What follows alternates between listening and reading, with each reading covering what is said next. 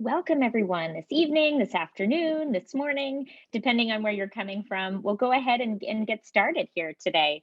My name is Jill Thompson. I'm the Director of Admission in the Andover Admission Office, working here with a really excellent team of professionals. We call ourselves Team Schumann. You may have attended some of our events before. We are so glad to have you here with us today for our international applicant event. I'm just going to give you a little bit of a background on what we're going to do today, and then I'm going to hand it over to my colleague here, Jessica Acosta-Chavez, who's also going to introduce herself, and then we'll be off and running. So again, my name is Jill Thompson. We are so delighted to have you here with us today. Our program for the day is that Mrs. Acosta-Chavez and I are going to share a little bit of information about some frequently asked questions we receive from international applicants to Andover. And then the highlight of our program today will be that we'll be able to feature some of our international students. They will answer as many of your questions as possible. And then we will have some remarks by José Peralta, who is our international student coordinator. He'll share with you a little bit about what he does to support international students at Andover. And then we will offer a couple more frequently asked question responses before we close our program today. Just a couple of notes on logistics. We welcome you to go ahead and submit questions for our student panelists during that portion of the event using the Q&A feature. So we actually have disabled the chat. And we are hoping to answer any questions you have that you can send us through the Q&A feature of this webinar. So please feel free to share any questions you have through the Q&A feature. Okay, so before we begin, I'm going to go ahead and turn it over to my colleague, Jessica, who's going to introduce herself to you today. Thank you, Jill. Hi, everyone. My name is Jessica Acosta-Chavez. I work in the admission office, as we call Team Schumann. So you've probably received emails from us from the Schumann office. I also live on campus in a girls' dorm, an 11th and 12th grade girls' dorm, and I'm an advisor to some of those girls in my dorm. I also work closely with the Learning in the World program that we have here, so that they coordinate various study abroad programs in the spring and summer breaks. And that's a little bit about me. Oh, and I'm also an alum. So I was a boarding student when I was here for 4 years, and it's really great to be back on the other side now as a faculty member. So welcome, everyone. Excellent. Thank you, Jessica. And one of the reasons that Mrs. Acosta-Chavez and I are the people you see on your screen today from Team Schumann is because we, in regular times, do a lot of our international travel to Asia, to Europe, to South America, and so on and so forth. So while we are grounded at this point in time from our international travel, we are so delighted to connect with you through this webinar. So to kick things off, we're going to answer a couple of questions that may be on your minds based on previous questions that we've been asked by international applicants. We're going to go ahead and screen share a little bit of a slideshow. First, we have a little welcome for you before we dive into the meat of that program. Great. Give me 1 second while I open up. No. Okay, excellent. Thank you, Mrs. Acosta-Chavez. Okay, so here's a picture of some of our international students, and then we have a little welcome video for you to enjoy.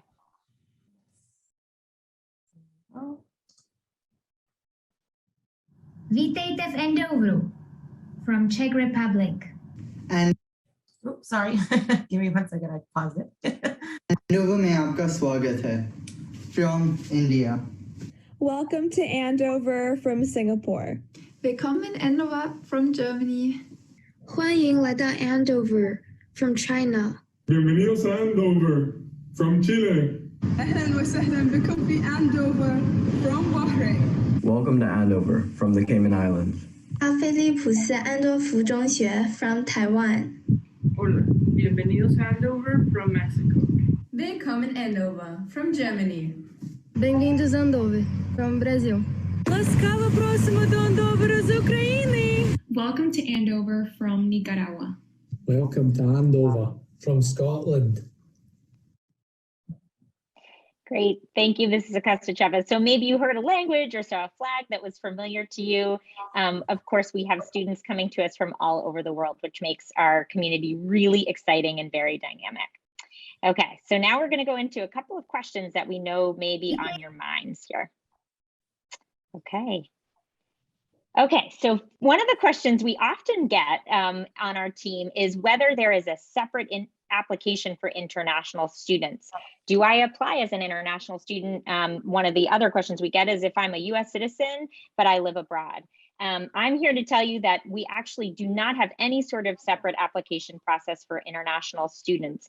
Our international applicants, whether they are coming to us from abroad and are US citizens, or whether they are non-US citizens who also live abroad, actually apply through the same process. The way that we review applications in our application process is actually by grade level of entry. So we admit students in grades 9, 10, 11, 12, and also as postgraduate students who have earned or will earn a high school diploma, secondary school diploma, and come to us for a year in between high school or secondary school and university.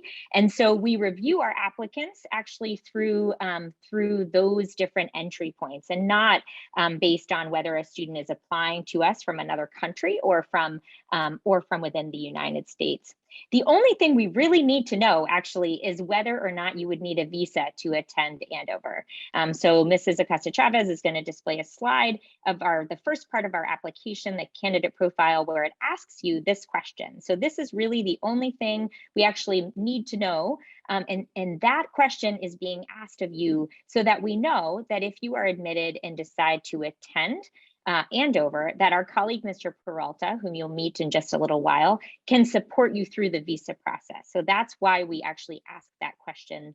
Our international applicants do not go through any sort of separate review process. They are wrapped into our overall applicant pool by grade level.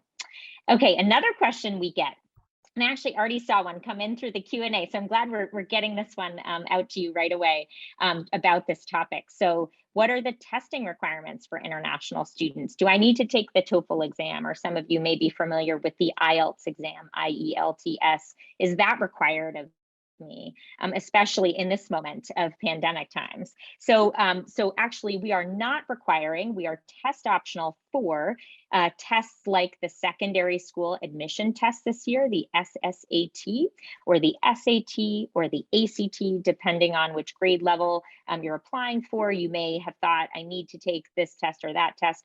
Those tests this year are optional. What we are still asking for is of international students whose first language is not English and who also don't attend a school where English is the language of instruction. We are still asking these candidates to take either the TOEFL exam or the IELTS exam in cases where this is possible.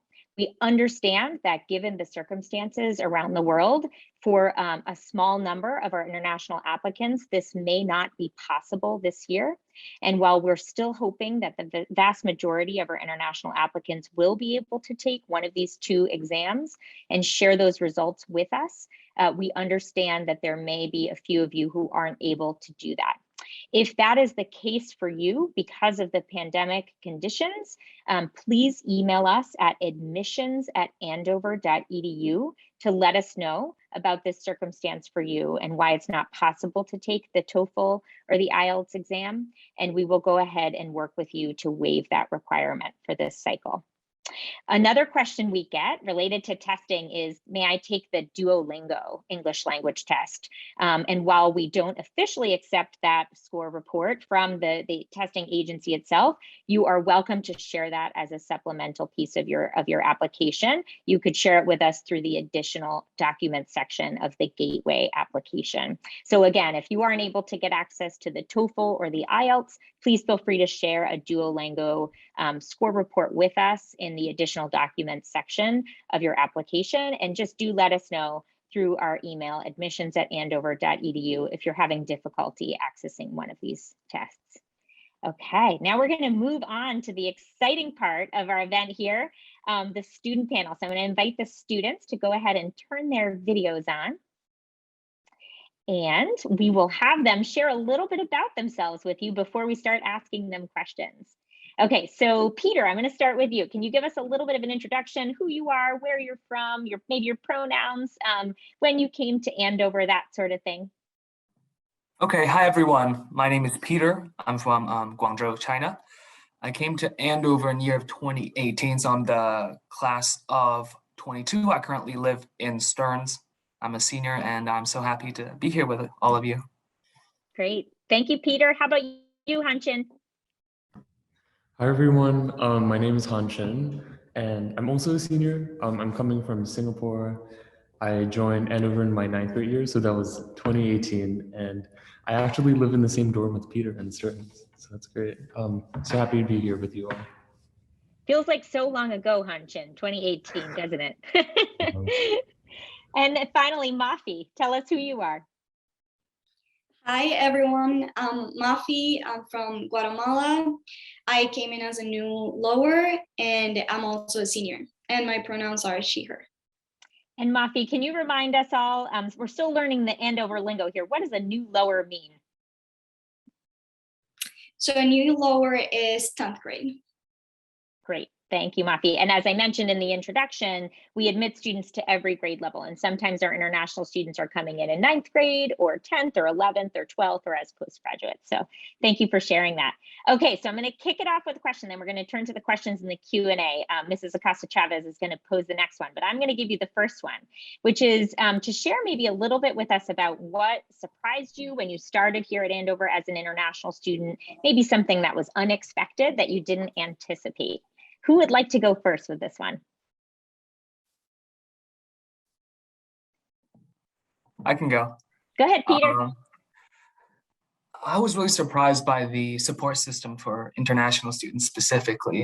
And I think Mafi and Hanchin will all know this, especially Hanchin. We have the International Club on campus. We organize the new international student orientation every single year. So that's the orientation that happens before the regular orientation, specifically for international students to help them adapt to US culture and specifically to Andover culture. And then we have world partners, which are like experienced international students who've lived on campus for several years, and they're paired up with new international students to help them throughout the school year. So it's sort of like a year-long mentorship program to help them adjust to classes and everything related to Andover. So I was really surprised that we had that excellent support system at Andover. Thanks, Peter. How about you, Mafi? What surprised you? Yes, I think for me, similar to Peter, I was just surprised by how welcoming everyone was, and not just like during the first couple of weeks or days during orientation, but like throughout like all of my time here at Andover. Like I guess I'm still surprised by how welcoming everyone still is. And I guess for me, coming in from a small country like Guatemala, and I was kind of scared at first that this would be like a very like big place, but I think, as Peter said, like the support system does make you feel like it's like personal, like a personal experience. So yeah. Great. And Hanchin, finally. Yeah, I totally agree with Mafi and Peter. Like, I still remember arriving during orientation and seeing all of the orientation leaders and returning international students in these like bright orange shirts. They're so excited to meet you. But Mafi, like, I totally agree. It extends way beyond orientation. And also to like the domestic students here. So I remember moving into my dorm and finding out that all of my US friends were so interested and so excited to like get to know my whole like life experience, like my international background. So I'd say like Andover is like so excited to have international students and interact and get to know each other and form these like cross-cultural friendships. So that's what I was really excited about. And I was also pretty surprised by the difference in Fahrenheit and Celsius. That was pretty funny. But yeah, just so happy to be here. And I've had a great experience. Yeah. That's a really funny little anecdote there, Hanchin. If we could just use Celsius here, right? That would make things so much easier for international students. All right, Mrs. Acosta-Chavez, I'll hand it over to you. Thank you. So I'm seeing here in the Q&A, one of the questions is about how international students adjust or transition culturally to Andover. So if maybe you can talk a little bit about that, just the cultural transition. I'm sure some folks deal with some culture shock as they, for the first time, maybe you're coming to the United States. How long did it take to adapt, and what was the most helpful factor in adjusting to Andover. So yeah, oh yeah, Mafi, go ahead.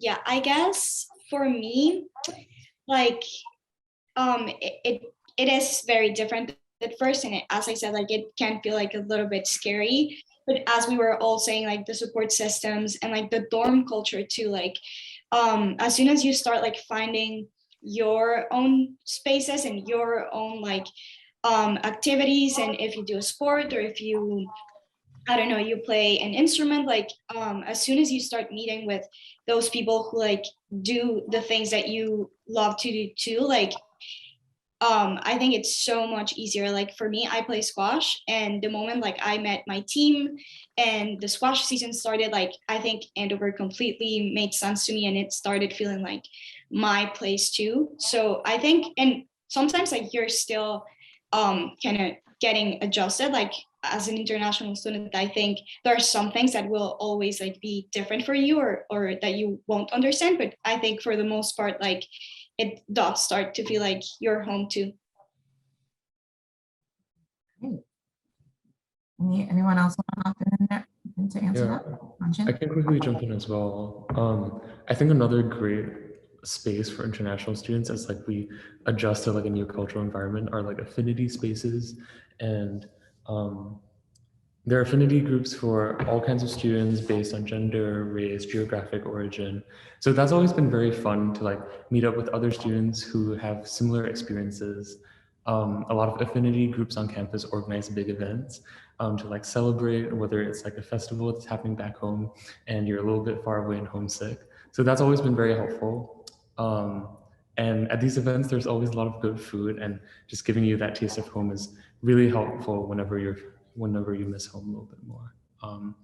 And we also have a lot of student leaders who live in residential spaces as well.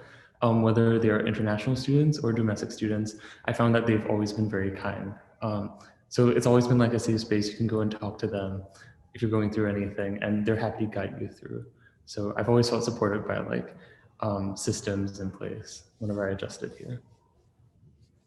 That's such a good point, Hanchin. And I know Mafi was a prefect last year in a ninth grade dorm. I don't know, Mafi, if you want to speak a little bit to that. Were there any international students in your care last year that you were supporting?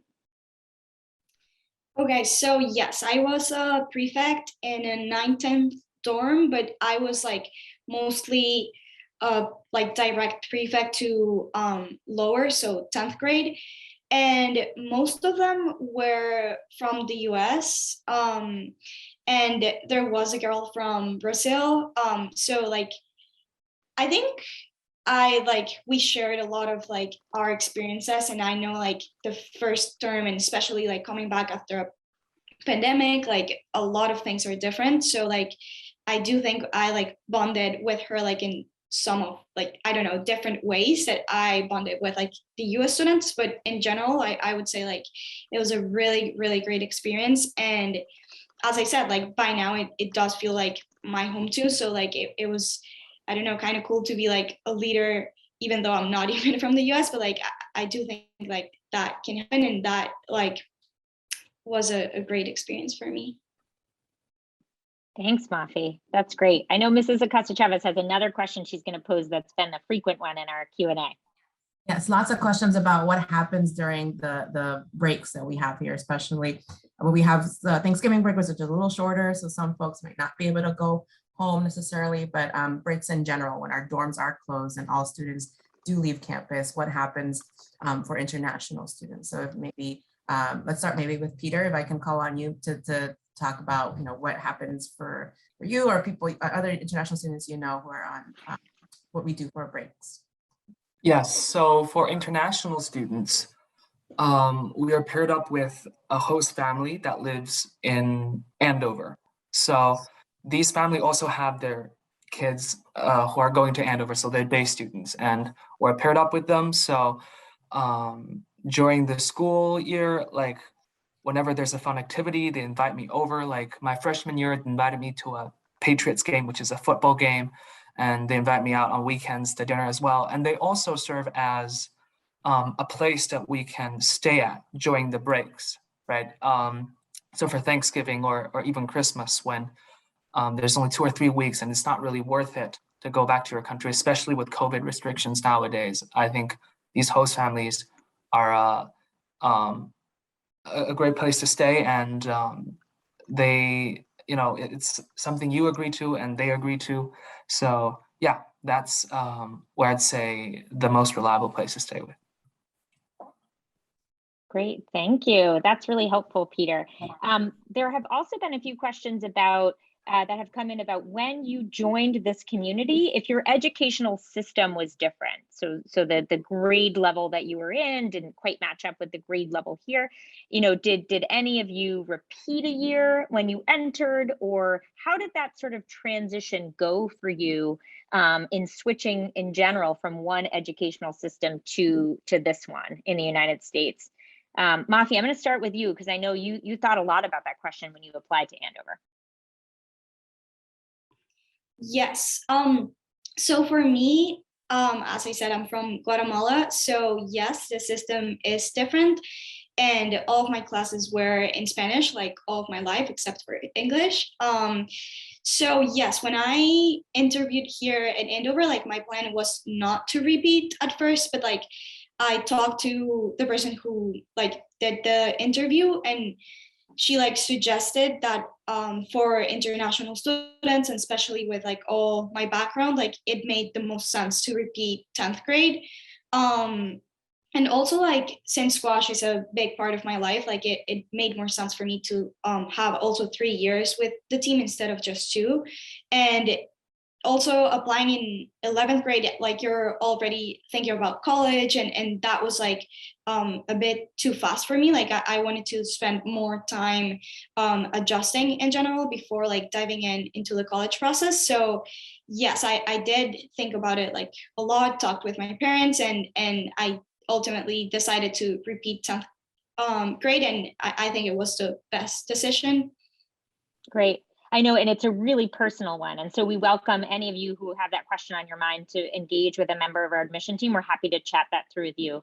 Hanshin, how about you? Did the systems line up perfectly? What was it? Was there anything about the difference in the systems that you were surprised by or felt unprepared for? Can you tell us a little bit about that? Yeah, for sure. So a bit of context, coming from Singapore, I was coming out of a British education system.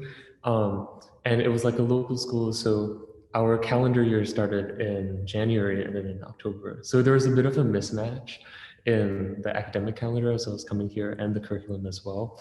But what I really enjoyed is that as I was like finding my academic placements in my classes, it was always like an ongoing conversation with my academic advisor and the chair of each department. So whenever I felt like, okay, maybe I can try a different level of a math class, I would just talk to my advisor, we'd start a conversation with the department chair, and we could work something out from there. So there are definitely some differences as we like slowly adjust, and the school tries to get a sense of where you're at. But again, there's always this period at the start of the year where it's really flexible, and there are adults who will help you like advocate for yourself. Mm-hmm. So I think, yeah, there are some differences, but it's definitely workable.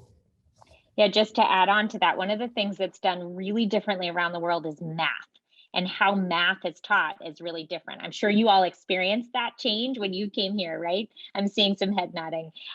So one of the ways that we sort of combat that challenge is to have about 19 or 20 different entry points into our math program, knowing that students will have done a really kind of different approach in math than what we do here at Andover and largely in the United States. Mafi, did you want to add something there? Yes, related to that, like for me, yes, math was like very different at first. And actually Henshin was my peer tutor my lower year. So I just want to kind of shout out to Henshin. Shout out, that was so nice. Did that resonate with either of you, Peter or Hanshin, what I said about sort of the differences here in math? Yeah. Go ahead, Peter. You both unmuted at the same time. Yeah, that was funny. So I think Andover offers not just math, but in all coursework, a very flexible schedule, like a very flexible selection of different courses varying in difficulty. So it really isn't about like how hard or easy it is. It's you select how hard like your courses are going to be, and that's different from what I was used to, because I grew up in China. I went to public schools until 9th grade.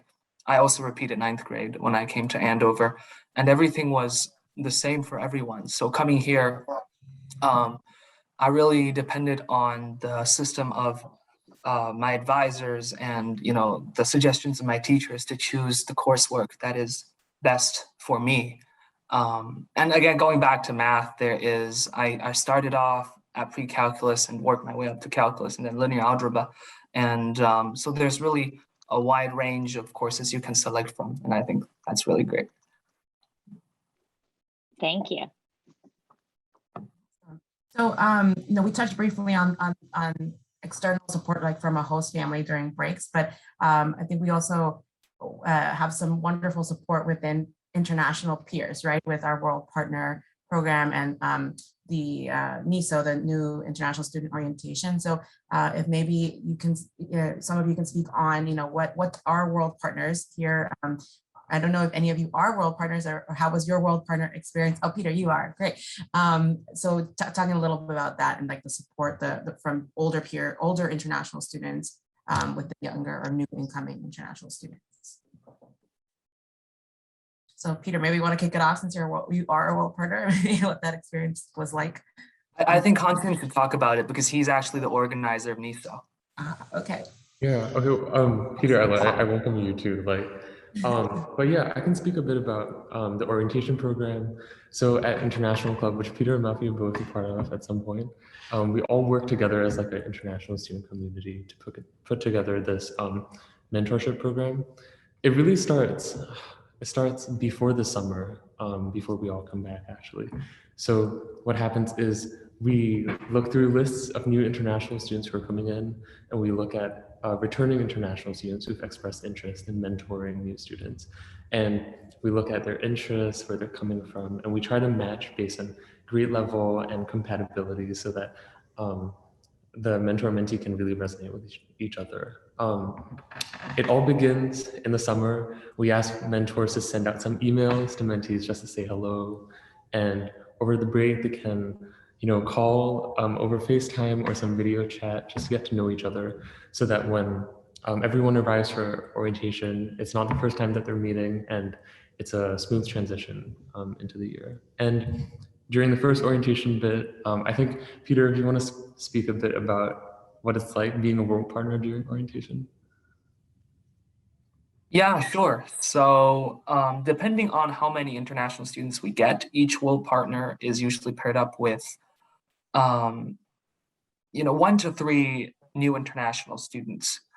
And then during the orientation, we do, icebreaker games. We do PA jargon, which is my favorite part, where so there's like a lot of words that are only intelligible to PA students, and we explain them to the new international students so they can adapt to campus faster. And then we also have these cultural discussions where we pose questions. We talk about how people from different cultures would treat these problems. And yeah, and overall it's just, and then we also have like World Partner families, which is like 2 World Partners get together with their new international students. So there's like a wider range of cultural exchange. Yeah, it's a wonderful program, and it really helped me get into Andover, which was why in later years I wanted to be a World Partner, and I wanted to help new international students coming in. That's great, Peter. Thank you, Peter, and thank you, Hunchen. That was really, really helpful. Okay, so I'm seeing some questions, and as a parent, I'm totally appreciating this. You all are far away from home. Sometimes you have something pop up, a medical need, something related to your health and wellness. I'm wondering if a couple of you maybe could speak to just this. How do you access services, health services, maybe talk a little bit about our site's wellness center. Matthew, would you be willing to talk about that, being far away from home and when you have something pop up like that? Yes, so we have this wellness center called Sykes, and they are basically in charge of like everything regarding health, from like mental health to like I don't know, your well-being. So you can always go just to their door and say like what you're feeling if you're not feeling well, and then a nurse will check you in and they like will ask you what exactly is going on, and if needed you can stay overnight, and they like let your house counselors know, and they let like everyone who's like related to know, your parents and everything. And if not, they can just give you like the pills or whatever you need. And then regarding like mental health, there are also like counselors who, depending on what exactly you need or what exactly it is that you're feeling, they assign you a counselor and you can meet with them as often as you need. Great, thank you. And just to be clear, this service is available and this resource is available right in the middle of our campus for all of our students, domestic students and international students have access to that. Hanshin or Peter, I don't know if you wanted to add anything before we move on to the last two questions we have for you. No, other than Sykes's, there's always someone on call 24/7, which has always been very reassuring for me and my parents to know that if anything happens, there's always someone there. Great addition, Hanshin. Okay, Mrs. Acosta-Chavez has another question for you. We're making you all work so hard today. So many really great questions coming in. So one of them is about parents, especially you know, in a boarding environment where your parents aren't here every day, and in particular for international families. How are your parents involved in your life, whether it's the academics, residential life, and how do they stay updated with things going on, either from you or from the adults in your support team, like your house counselors or advisors? Anyone want to take that on? I can start. So for me, oh my God, I call my mom like all the time, and we just FaceTime for like whatever it is, from like literally how to do my laundry to like bigger and more important things going on here. So I think I do try to keep like my family, my sisters and my parents like close to whatever it is that I'm doing here, because yes, sometimes it can be like stressful and sometimes I really miss home. So that's how I keep like my family updated, but also coming like from the school, Miss Thompson is actually my advisor. So I don't really remember how often like she sends like updates and midterm comments. Like it's when in the middle of the term, kind of grades come out and teachers post like initial comments so your parents can see that, and then there are also end of term comments and grades. So yes, I think that's like on the school side what they do to keep like families and parents in touch, and of course like if anything comes up they just reach out. Yeah, great. How about you, Hanshin and Peter? Do you stay in touch with your parents? Because now everybody knows that Mafi calls her mom all the time. So the parents who are on this webinar are really excited to hear that. How about you? Yeah, I call my parents at least once a week. I should be a little bit better about this in all honesty. But you know, every day I'm texting my parents and my sister as well. We're very close. So staying in touch, keeping them updated about, oh, I'm going to class, I'm like eating lunch now. Just like small moments throughout like a busy day can mean a lot, just staying in touch with everyone back at home. Another thing that means a lot to me is the music community here at Andover. I love like singing with our choral groups here, but I always look out in the audience and sometimes I miss my parents being able to like watch me perform. But I'm always so like grateful that the music department will record everything with like these fancy microphones and like video cameras so that I can always send the video back home and my parents can watch it as well. So that sort of like communication and help from the school to bring all these live performances over back home has also been really helpful. Great. And Peter, I know you call your parents all the time. Of course, yes. I call my mom every day, or she calls me, either way. And then I keep her informed with everything she wants to know. And I'm not completely sure about this, but I think the advisors, they also check regularly with the parents to let them know what's going on with their student. And as a parent, if you want to know more about the child and the child is not particularly responsive, you can certainly email the advisors and ask for information. For sure. And I should also mention that our parent meetings organized by our Parents Association are actually offered also. They're streamed, so you are welcome to participate in those, even if you're zooming in from far away from campus.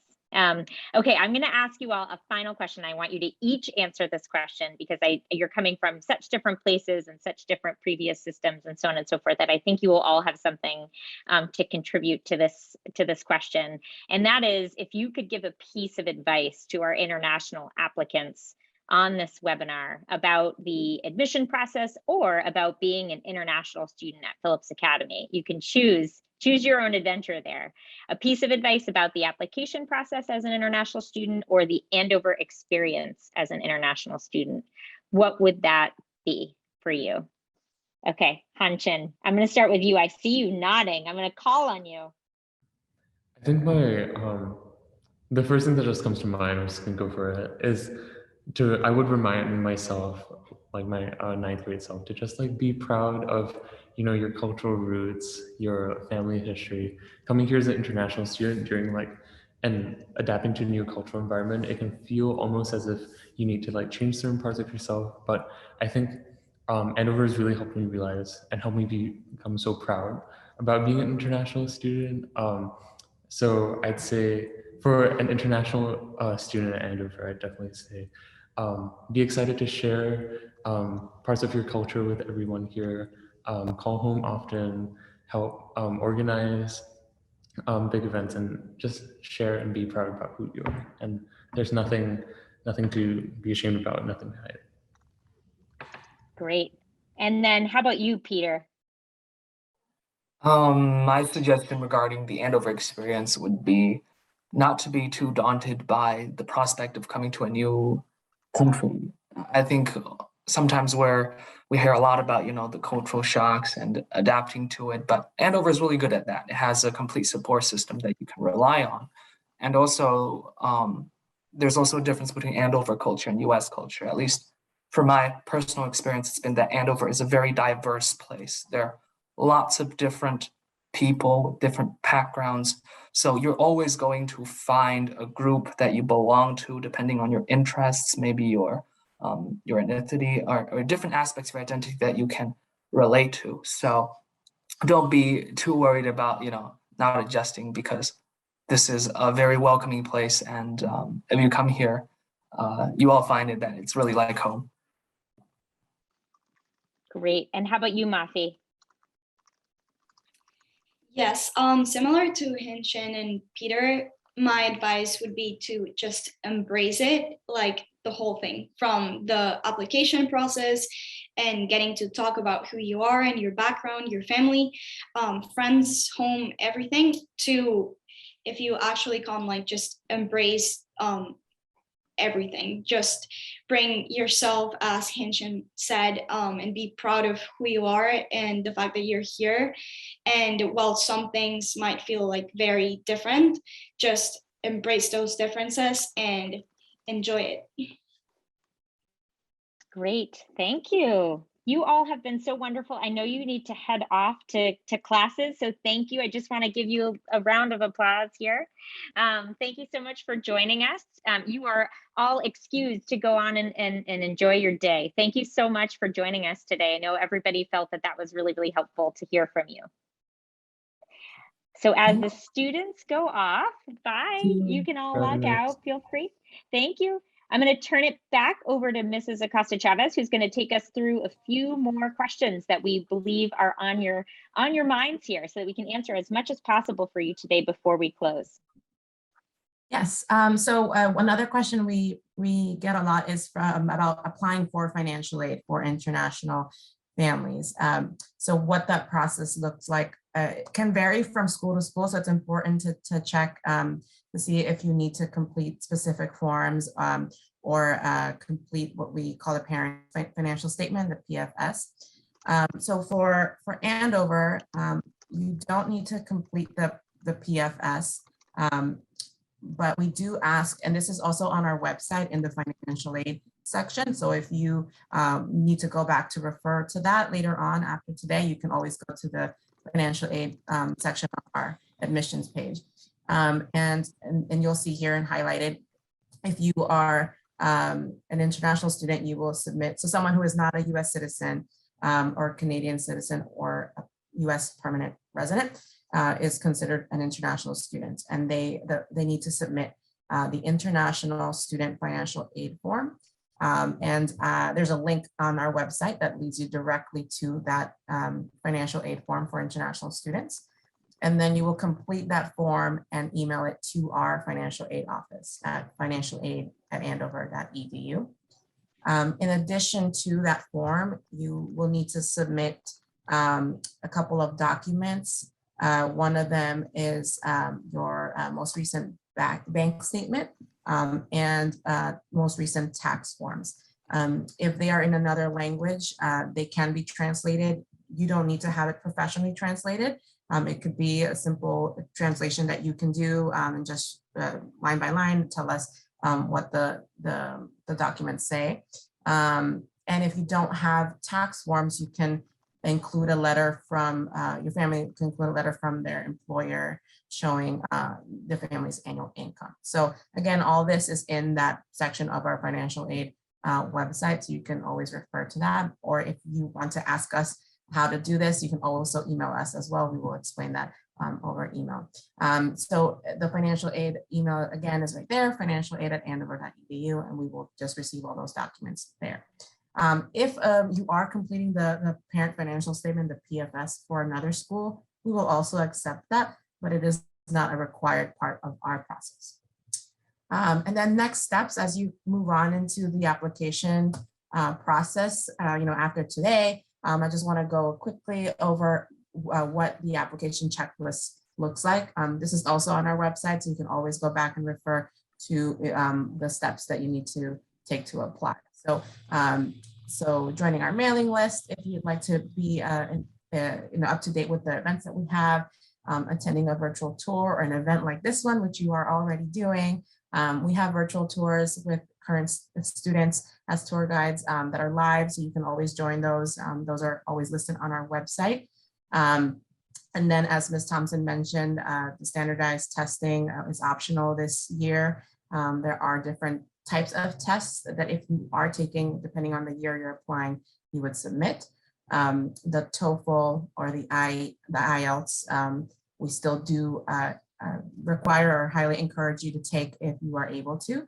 And then scheduling a virtual interview, which you can do on our website in the interview portal. And then moving on to the end of our application, so filling out the candidate profile and the rest of the application, the part 2, which are your essays and recommendation letters. And if it's applicable to you and your family, completing our financial aid application, which I just explained. So there's a couple of steps here, but there is plenty of time. This February 1st is our deadline, so just take it step by step. And along the way, if you have questions and need additional support, we are always here to help. So, and I will put this again at the end of our presentation, but just we'll have our emails there as well. If you have any questions, you're always welcome to follow up with us, and we're happy to support any question, big or small. We're always here to help. Thank you. Thanks, Mrs. Acosta-Chavez. We are, I just actually wanted to respond to a couple of additional questions that came in related to the COVID circumstances, because I don't want to end this without addressing those. So the first one that I saw that is, I think, really important in this moment is about our rules around vaccinations. In case this is helpful for people to know ahead of time in advance of the application deadline, we actually are requiring the COVID vaccine for our students and our adults on campus.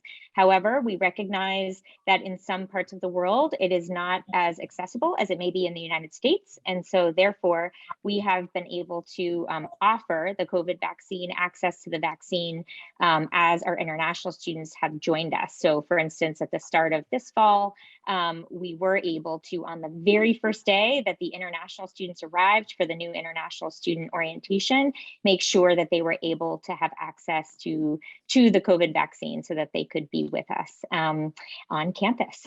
So in case that is on your mind, figured we would go ahead and answer that question for you today. Another question that I saw, and this is related also to the current circumstances, is about going on and off campus and what that looks like in this moment.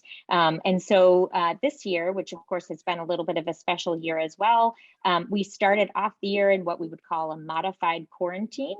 And so we were very careful at the beginning of the year, again, making sure that all of our students had access to the vaccine. And so we limited those permissions on and off campus to begin the year. And then we were able to, as we moved into what we call the green zone, into the safest sort of parameter of our program, we were able to release students to be able to go on and off campus as long as they have the proper permissions in place. From a safety perspective and health and safety perspective, we were able to move to that status, which is very exciting for our students. We are located, as many of you know, right outside the wonderful city of Boston, and it's really excellent for our students to be able to take advantage of that opportunity to go in and out of Boston. So provided that the students follow the protocols of asking permission from their campus adult on campus, we are able to allow students to go in and out of the city of Boston. And we also have a really wonderful town of Andover as well that has all sorts of coffee shops and pizza places, and also really full service CVS as well, which is a location where you can get everything from snacks to cold medicine to batteries and all of the things that you may need. So we're really lucky that we are able to offer this to our students this year. All right, Mrs. Acosta-Chavez, I know it sounds like Mr. Peralta is having difficulty joining our webinar. So if we aren't able to have him join, then we will be sure to follow up with a video message for him. I'm going to try one more time, Mrs. Acosta-Chavez, if there's anything else you want to share, to try to resend him the link here.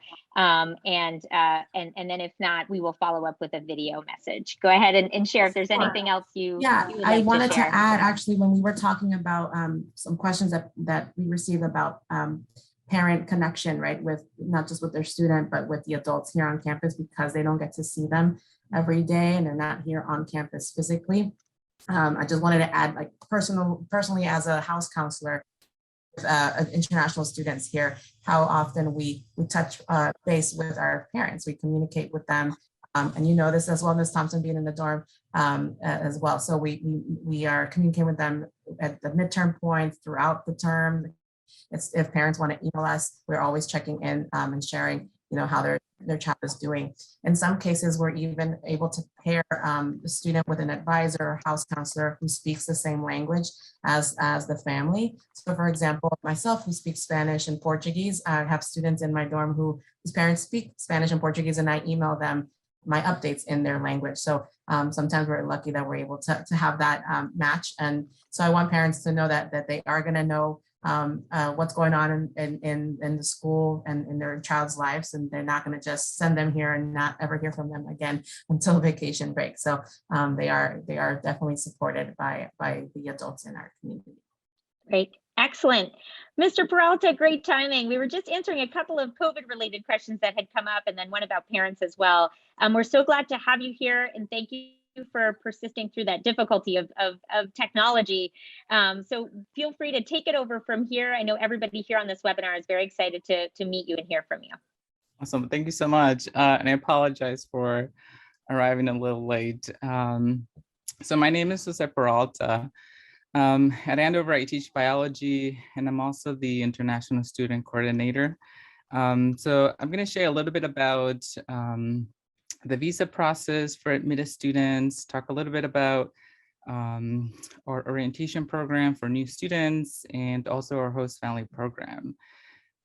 So as the international student coordinator, I love helping our international students and their families navigate the US immigration process as it relates to F1 visas and F1 status.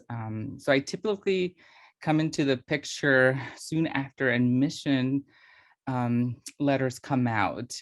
So the next key step for any F1 student who chooses to enroll would be to apply for a student visa from the US Department of State. So in short, you apply for a student visa online, schedule an appointment for your visa interview at the US Embassy and Consulate in the country where you live. The interview is very important because a consular officer will interview you to determine whether you are qualified to receive a student visa. After the visa is approved, you may pay a visa fee. It depends on the country where you live, and make arrangements for the return of the passport to a few weeks later. It usually takes like about a week for them to affix the visa to your passport, and then you can pick it up. Now, appointment wait time for student visas vary by country. So we always encourage our students to apply for one early on. And this is usually after I forward all the necessary documentation in order for you to be able to make that appointment online. Now, I would like to quickly talk about our what we call the new international student orientation, or NISO. So all incoming international students are required to attend NISO. NISO in many ways offers students a chance to meet new friends, get to know dormitory and academic buildings on campus, meet your house counselors. So I heard, I jumped in when you all were talking about house counselors, teachers, deans, and become familiar with the academic program by meeting your advisor in point person. We also explore topics such as cultural adjustment, the international student experience, and learn about the cultures represented in our international student body. And all of this work is led and organized by returning students who you met earlier. Hanshin is one of them, actually. He's one of our world partners as well. Andover's Host Family program is also something very special that we have on campus. It's made up of local Andover families who have at least one child at Phillips Academy. Participation in the Host Family program is completely optional. However, the local support of a host family can play a crucial role in your overall adjustment to Andover and beyond. Most importantly, host families provide friendship, support, help, comfort, and family opportunities not usually available to international students attending a boarding school. So it's a very neat opportunity, completely optional, but we highly encourage all of our students to sign up for it. Great. Thank you so much, Mr. Peralta. We're so glad that you were able to be here with us. We really appreciate you joining us. And it was really, I think, really interesting for our participants to hear both from the students about that program and then also from you. So we really appreciate your perspective on that. All right, Mrs. Acosta-Chavez, I'm going to give you the final word here. Great. Thank you so much, Mr. Peralta, for joining. I'm going to reshare that slide with the contact info we have here, including Mr. Peralta's email. Just a second, see if that works. There we go. So these are our emails. Feel free to reach out to us if you have questions. I know we could not get to all of our questions asked today. We tried to answer as many as we could. But if you have a lingering question that you want to ask us, please feel free to reach out to Ms. Thompson or myself. Of course, our admission website has all of the application details as well. And you can email the financial aid office at financialaid@andover.edu for any financial aid related questions that you may have. But we are here to support you every step of the way. And we thank you for coming today and joining us in our webinar. And thank you, Mr. Peralta, as well for joining us. Take care, everyone. Have a great Good rest luck. of your day or evenings.